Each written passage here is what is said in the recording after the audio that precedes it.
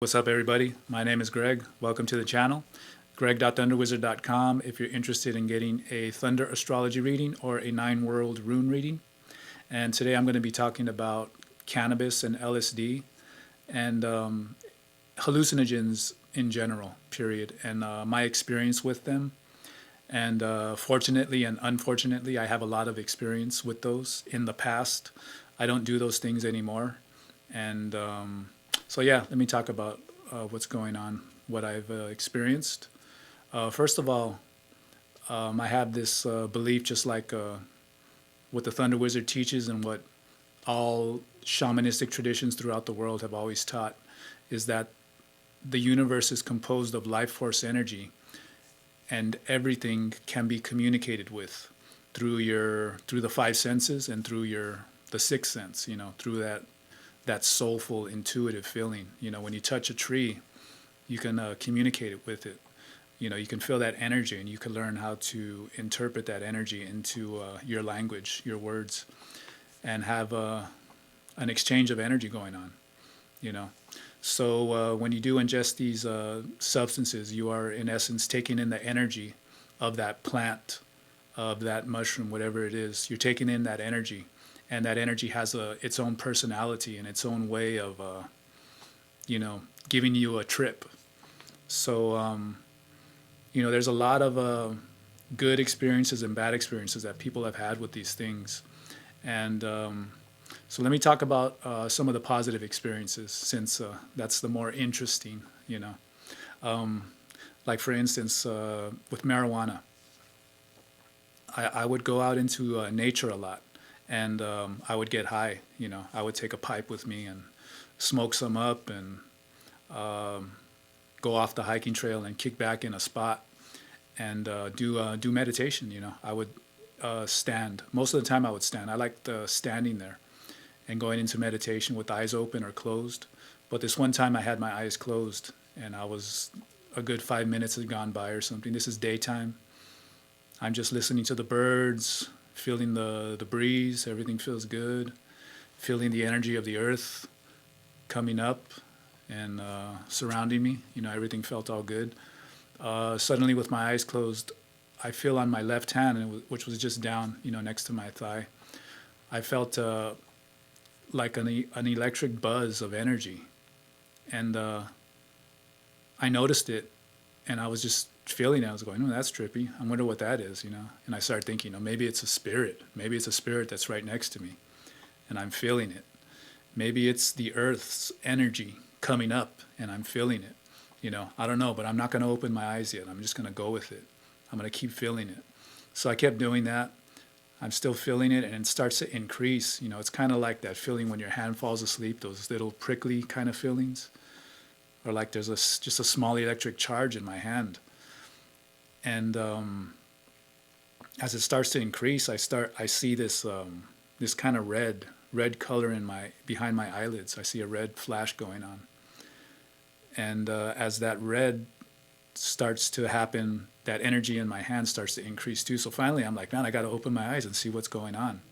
So I open my eyes, and as I look, right when I look at my hand like that, at that right exact moment when I looked at it, a bee kind of just landed right on my left hand. And the minute I saw it land on my hand, I went, ah! I got really scared. I shooed it off right away. I was like, damn, what the hell was that? That was a trip. I mean, was it the buzzing of the wings that I felt? Somehow I felt the energy of that bee. And since I was maybe a teenager in my 20s, whenever I'd see bees, I wouldn't have that kind of reaction. They would fly by me or whatever. I'd just kind of, shoo away or whatever. But this time I had a bad reaction. But it actually landed on me too, so that kind of scared me about getting stung. But I had a quick reaction. So I started thinking about that when I was standing there. Why did I do that? What's going on? And I tapped into a memory of, I must have been 6 or 7 years old at one of my aunt's houses, and my parents are we're in the kitchen, and they're at the table right there talking. And I don't know why I wanted to get a dish, I guess, to serve myself food. I don't remember. But I went over to the cabinets. They were above, above the kitchen counter. And I noticed that all my parents and my aunts and uncle, they were right there talking. They were so focused on what they were doing, they weren't paying any attention to me. So I was like, I'm not going to call them to tell them to get me a dish, have them help me get it. So I just hopped up onto the counter and opened the cabinet, and I was grabbing a dish. And right when I grabbed the dish, my father yelled, "Greg, don't move. There's a bee on your leg. It's going to sting you." And he said it very forcefully. So he was very like that. He was like that. Not all the time, but most of the time. Those negative memories stick in our minds the most. But so he said that really forcefully and kind of angrily. And I remember I stopped. I froze because I had no experience with bees. I didn't know what the hell was going on. I didn't know if a sting is going to kill me or what. So I remember looking back at my leg and seeing it, and I just started crying. I went into tears, and then my father got into this, oh my God. He didn't really tell me to calm down or anything. It's just like, just stay right there. Stay right there. Don't move. Just really angry. I think he got a piece of newspaper or the whole roll of a newspaper, and he kind of just scooped up the bee and then took it outside or whatever.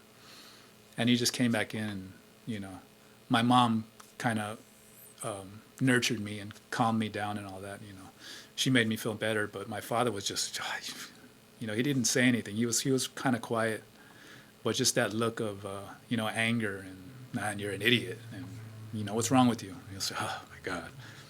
He was always like that. So that kind of made me withdraw from my father, made me not want to talk to him, made me kind of fear him. I didn't want to open up to him. And so he was an authority figure in my life. So I'm over here thinking about this when I'm out there and, encountering that bee. And I started realizing that as I became a teenager, as I went into my 20s, or maybe late teenager, when I started getting jobs and out there working, I would have this same kind of reaction to authority figures, bosses, when they would say something or something that would anger me or bother me, or they would, when I would feel like they were kind of making me look stupid they were talking about something. It's not that they necessarily had that intention, but I would feel that, and I would withdraw from them. I would, the same thing like with my father, I wouldn't talk to them. I'd keep my distance. I'd just do my job, but I wouldn't have a good friendship with them anymore. I'd close myself off, and they would feel it too. And then at times they would try to be more positive with me, but I would be kind of closed up at that point. I was like, I don't like you. You have this attitude towards me, and I'm cutting you off. I want nothing to do with you. I'll just do the job, and that's it. And so that experience too, I started looking at.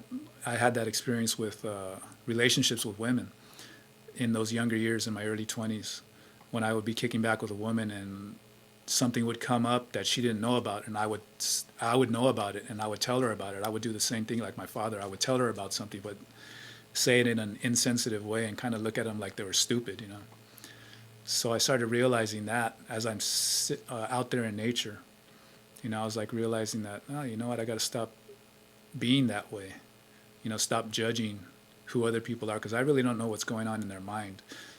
I need to be more open. So that really helped me to open up to not making assumptions about other people. So this is before I encountered the Thunder Wizard path, but I was kind of already getting to that point of realizing certain things about that are going on in my mind, that I don't really know what people are thinking, and I really shouldn't be talking to anybody when I try to teach somebody something. I shouldn't be looking at them like they're idiots.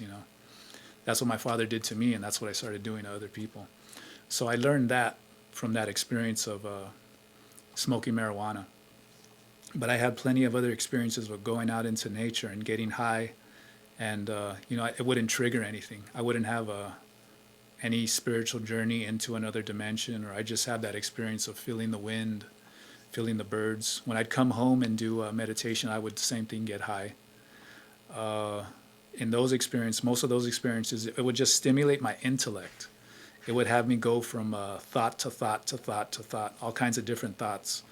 I would be thinking about some song that I heard, and if the word car came into the song, and I would all of a sudden, oh, I remember thinking about this car. I like that car. It's a cool car. And it goes really fast. Oh, I remember this time when we were with my friends and we were driving on the freeway going 100 miles an hour. Yeah, we were on our way to Santa Barbara to go on vacation. Oh, that vacation was cool. Yeah, we were at the beach. Well, how about that other time I was over here? So I would jump from all kinds of thoughts. That's what would happen a lot of the times when I would do marijuana, when I would do meditation. And other times I would attain these quiet, silent states of mind where I was very blissful. So there was these ups and downs with marijuana. And when it comes to LSD, I had a lot of experience with LSD in the 90s. I first did it in 1990. And then from 91 to 93, I did it a lot. I did a lot. So much so that by sometime in 93, I reached the point where I felt like I was cracked open. My aura was so cracked open that I was kind of staying in a heightened state of consciousness in an unhealthy way, where I was susceptible to other people's energy. I was feeling the effects of other people's moods, and the friends that I hung around with, I started realizing how quick to anger they were, quick to resort to violence. And I started realizing, well, yeah, the reason I hang around with them is because I was like that too. We all come from a gang. We were all in a gang together in the late 80s, and we still had that same kind of mentality. So did I. And the result of doing LSD really helped me to open up to the connection of me with the universe, the fact that everything is energy, that I'm connected to everything, and I'm just having a singular experience of the universe, but I am the universe. We all are. And so I started realizing that the people I'm hanging around with is not beneficial for me. So I chose to stop doing LSD in 93. I continued to get high, drink, all that kind of stuff. It wasn't until 95 that I reached the point. From 93 to 95, I was reading books of shamanism, mostly the books of Carlos Castaneda. And I had some Hawaiian book on Hawaiian shamanism. And I started getting interested in going into these altered states without doing hallucinogens or marijuana. So in 95, I had realized that I'm going to stop doing this stuff, and I'm going to start doing something else. I'm going to try to get to these states of mind without them. But before I do that, I still have some LSD right here. So I'm going to do the last of this LSD. So this is the last time I've done LSD, was in 1995. So I chose to do it. I took it at home, and at that time I had read up on meditation. So I was interested in meditation and the fact that people were saying that you can get to these states of mind without doing these substances. But I did the substance, and I heard about people also doing it and going into these states of mind, doing meditation while on hallucinogens or marijuana. So I did LSD, and I was sitting there doing meditation. I didn't really know how to meditate. I just sat cross-legged on the floor. I didn't know about breathing techniques or anything. But once I started feeling the effects of LSD, I remember closing my eyes and kind of just sitting there and feeling things. I think I had some music on. And I reached the point where I was asking, what do I got to do with my life? What is this? What's the next step in my life? What do I got to do? And I kind of heard this voice, or I felt an energy, and I interpreted that energy with my own voice. I don't know. But the voice just said, get up, stand up. So I stood up. Then it told me, stretch your arms out and arch your back, and then reach down and touch your toes. And then bend one leg in front of you. Bend the other leg in front of you. Twist your spine this way, twist your spine that way. Twist your arms this way and that way. Twist your wrist. Open and close your hands, spin your neck. Start doing all of these things. And after a certain point, it was like, stay in these positions for a while. Stay in that one for 5 minutes. Stay in this one for 5 minutes. So I was doing all that stuff, and I was tripping out. I was like, what the hell? I'm having these instincts to do this stuff. And I must have did that for, I don't know, 40 minutes or so. And I was tripping too at the same time, so I was kind of, it was expanding my consciousness, and I was feeling my presence, my stability within reality. I was not so susceptible to energy at that moment, at those moments. So once I started feeling all stretched out and all that, energy started to flow through me in a more easier kind of a way. And then I sat down and did meditation again, and it was pretty blissful, So, but I didn't really go into any kind of connection with spirits or anything like that. It was just that experience. So it kind of inspired me to start doing yoga and meditation. That's when I started doing it in '95, and I've been doing it ever since. So years later, I started doing hallucinogens again. Excuse me. I started doing hallucinogens again, and with those experiences, I had experiences where, with closed eyelids, I would see, I'd see the usual, the geometric forms and all these things swishing and swirling. And I had experiences with hearing high frequency sounds with my eyes closed and seeing blotches of energy that seemed to be of their own conscious awareness. I don't know. I don't know if these are hallucinations or actual dimensions or what, but a bunch of little kind of things interacting and jumping around and kind of like silliness going on. And they had these high-pitched voices like little munchkins. Very happy, blissful kind of energies going on. And this reminds me of that Terrence McKenna. He's somebody that talks. He's on YouTube. He talks about his hallucinogenic experiences with these kinds of energies, these munchkin dwarfs kind of energies. I don't know if it's real or not. I don't know. I couldn't really make up my mind on that. But I've had those experiences, and so those are the positive experiences that I've had with marijuana and hallucinogens. But the one thing that I've learned about them is that they demand a high price to have their experiences, and that high price is you got to give of your life force energy. You got to give a lot of your life force energy to them in order to have that experience. They demand a lot of it. So like the energy that you would use over a span of 3 days, you'll use all of that energy within a span of 6 hours, which is why you feel so high and you get, you have enough motivation. I don't know, you have enough energy to get you into these higher states of consciousness.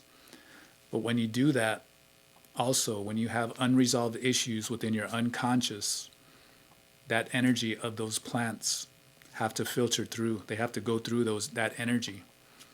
And if you're really in disharmony within yourself, if you're really off balance, if you're really not pursuing your true divine path, and you're just nothing but intellect, which is what this Western culture teaches us, that there's only intellect, we're in the brain, and that's it.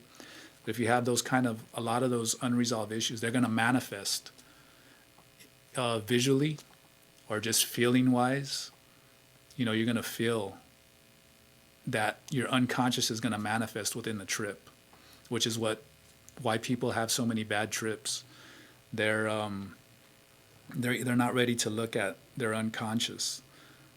But when you do have this courage, you can use that to really go in there and look at it, especially when you have fear going on, when it's really trying to push you open.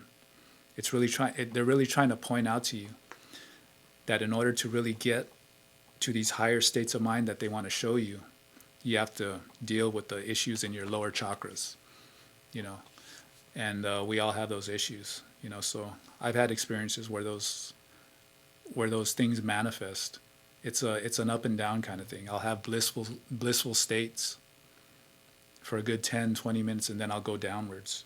Then I'll start having visions of demons, monsters, or thinking about the world, and everything is getting polluted. The atmosphere, the rivers, the food we eat is full of preservatives. Everything on television and movies is all about unhealthy sexual relationships and a bunch of violence, and everybody's out for money, and a lot of the music is all about that too. And you get into these really bad states of mind, and you really feel like you want to get out of this world, and then I'll have 10 minutes later I'll be in this blissful state where everything's so beautiful, everything's so balanced, and I'm floating on a cloud, and those are the unconscious issues too, are manifesting as well, those psychological things. The more fear that you feel, the more those teachers, those plant teachers, are trying to tell you that you need to work on your unconscious. You need to go in there, but you can't. What you don't want to do is keep visiting me. You don't want to start visiting me and dealing with that, because that's not going to help. Because when you're visiting me, I'm taking a lot of your energy at one shot, and I'm showing you what you need to do, what you need to work on. But afterwards, you need to take a break from me, because you need to accumulate that energy back up again. You need to do the work yourself. You need to have your own discipline in your life. And the best way for that is with Qigong. Qigong is the most powerful way. When you do the hallucinogens or marijuana, it forces your body to produce dopamine and DMT, which those are the feel-good chemicals. It squeezes it out of you, and that's why afterwards you feel completely drained of energy.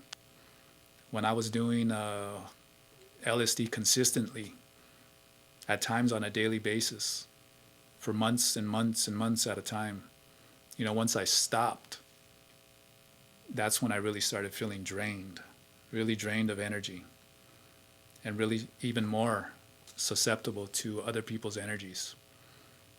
And on a deeper level, you get susceptible to negative energies, negative invisible energies, spirits that don't have good intentions, spirits that want to cling on to people that have unresolved issues, and they don't want to look at them.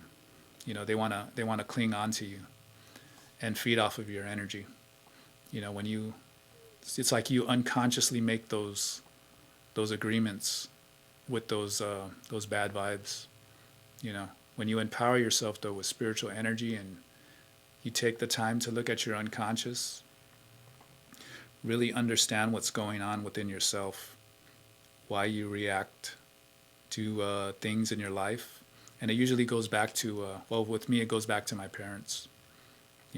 I have positive experiences with my parents, but there's negative ones as well. And the negative things are the things that really stick, and they get buried in your unconscious, and you kind of draw your attitudes and motivations come from those unconscious issues. So once you start looking at those things, you can learn to understand them and why you act that way, and not draw from them, not use them as a point of reference. Because these plant teachers, they really drain you of energy. That is why consistent use is not, I don't recommend any of that at all. But they do have an ability to show you that these higher states of consciousness are possible within the human being. They're really showing you that you can get to these states of mind without me. You don't need me. They're really just showing you really quick that it's possible. You can overcome all of your problems by going into these higher states of mind, but you got to work on your lower consciousness first. And once you start doing that, you can get to these states of mind without them. You start gathering life force energy with Qigong. That's when you start learning how to channel that energy to attain these higher states of consciousness. So I've done it. I'm 48 years old now, and when I was in my 20s, that's when I was really doing a lot of hallucinogens. I did some later on too. I did a lot of them later on as well, into my late 30s. I don't do them anymore though. But it was the same experience. I had a lot of confusion, a lot of visualizations that were just erratic. You know, one minute I'm seeing this vision of mountains, and then the next minute it turns into geometric shapes, and then it turns into monsters. And you know, when it's erratically changing like that, it's just you have a lot of unconscious issues going on that you need to look at. And yeah, so the greatest lesson that they teach is that these higher states of consciousness are possible without them. You know, but you got to do the work yourself. So yeah, I don't really recommend them at all. But if you do choose to do things like that, just know the consequences. That they really do, they burn you out, your energy. They really drain you of energy. That's why they're only supposed to, you should only visit those teachers just a few times in a lifetime. You know, yeah, I think that's about it. I covered everything. So, yeah, if anybody's interested in getting the Thunder Astrology readings or a 9 World Rune reading, I'll leave the links on the bottom, or just go to greg.thunderwizard.com. And you guys have a good day. Peace.